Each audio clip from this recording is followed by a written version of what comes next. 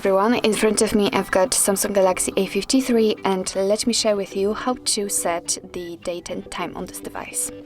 So first of all, let's enter the settings, and here we have to scroll down to the very bottom to find the general management. Let's tap on it.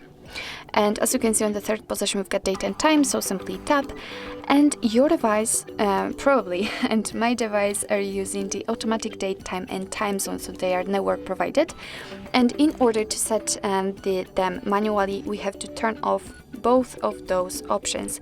So as you can see we've got 3 additional options, so let's begin with the date. After tapping on it you can see this calendar, so just pick the date you'd like to set, and I will pick this one. Let's tap on done. As you can see it will be immediately applied, and the same situation with the time, and here by swiping you can pick the time you want to use. So let me pick randomly this one and tap on done.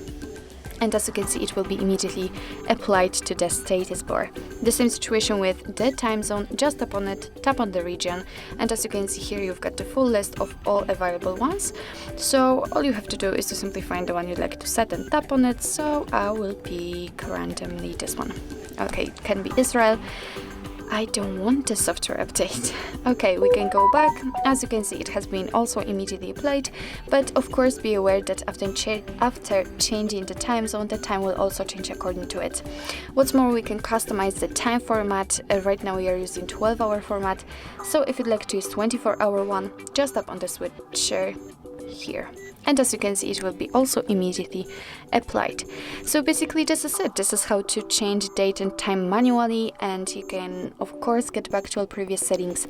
Just turn off the 24-hour format and turn on the automatic date, time and time zone. So actually this is it. This is how to change the date and time in your Samsung Galaxy A53. Thank you so much for watching. I hope that this video was helpful, and if it was, please hit the subscribe button and leave the thumbs up.